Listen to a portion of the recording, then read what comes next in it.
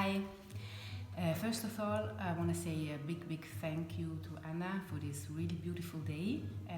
I had the opportunity to dive in this really nice art world.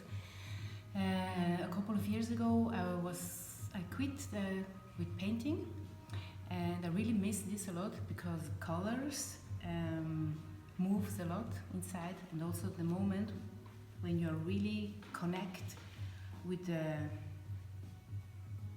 the thing you do, this moment that you really feel like everything is one and everything outside it's like not anymore here, and you are really diving deep in this creation process. And I'm really happy to be here today with my daughter, and we had a very nice day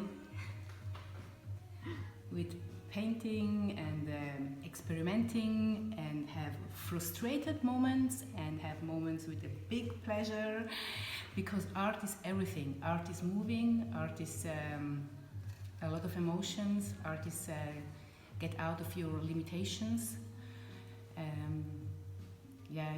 For me it's a really beautiful, wonderful world beside of the normal life that we all have.